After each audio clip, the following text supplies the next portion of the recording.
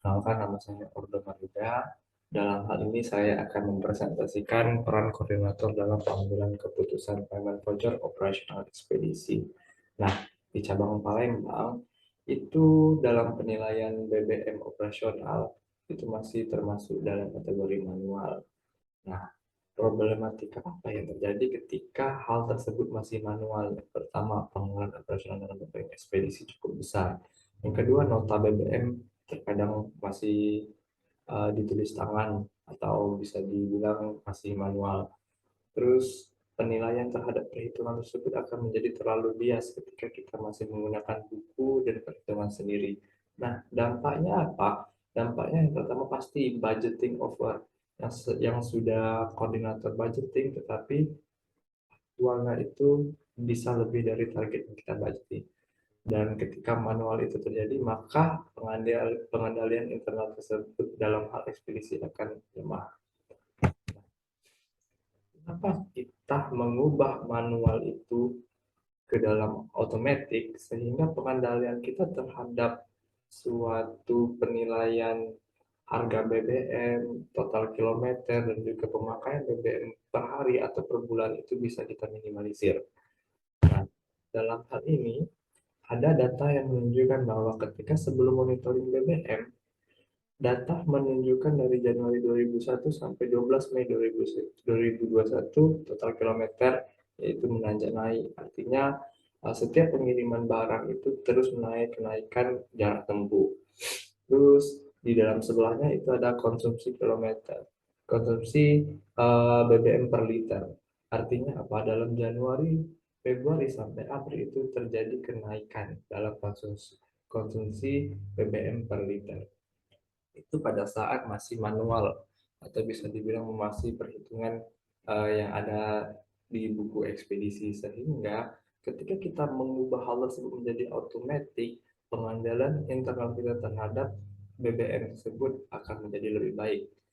Hasilnya yaitu ketika sesudah monitoring kita lihat total kilometer walaupun dia terus menanjak naik, tetapi pada saat konsumsi per liter BBM itu akan turun, sehingga dalam koordinator pengeluaran voucher minimalisir pengeluaran operasional, pengeluaran kita dapat meminimalisir pengeluaran operasional, dan kita juga bisa uh, mengendalikan biaya-biaya yang dipakai oleh ekspedisi. Selanjutnya yang saya jelaskan di sebelumnya yaitu data sebelum monitoring ternyata ada kenaikan kilometer dan juga ada kenaikan total BBM yang diklaim. Dan data sesudah electronic monitoring itu ada walaupun ada kenaikan total kilometer tapi ada penurunan total BBM yang diklaim. Nah, hasilnya apa? Yang pertama kita bisa menekankan biaya klaim BBM tersebut, sehingga apa yang kita targetkan, apa yang kita budgetkan itu sesuai dengan apa yang diklaim oleh ekspedisi. Yang kedua, menghindari lapping, sehingga biaya-biaya yang dipakai oleh ekspedisi, UMRL yang dipakai ekspedisi itu tidak dipakai untuk kebutuhan pribadi, sehingga kita menghindari hal tersebut. Yang kedua, pengendalian internal ekspedisi.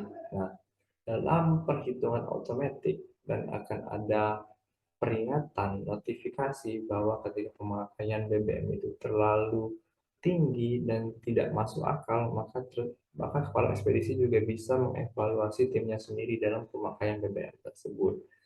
Nah, dalam hasil ini bisa juga hasil tersebut kita modifikasi. Artinya apa? Dalam monitoring BBM ini hanya dipakai melalui Google spreadsheet, sehingga hanya perhitungan total kilometer dan mendapatkan rasio yang seharusnya rasio tersebut rasio dari ekspedisi. Nah, dapat dimodifikasi bahwa aplikasi tersebut bisa dibuat dan dimasukkan ke dalam PD ekspedisi dan digunakan pada saat keberangkatan dan diberhentikan pada saat mereka pulang ke kantor. Maka di situ bisa terhitung secara otomatis rasio yang dipakai oleh ekspedisi dan rasio maksimal baru bisa mereka mengisi BBM. Nah, mungkin itu saja yang dapat saya sampaikan, sehingga apa yang saya dapat pelajari di Palembang dan bukan mengubah apa yang telah dilakukan oleh cabang Palembang, tapi memodifikasi untuk memberikan sebuah pengandalan internal yang baik. Itu saja, terima kasih. Saya Oga Marika, peserta CDP, dan mentor saya Pak Hendrik Kuswoyo. Terima kasih.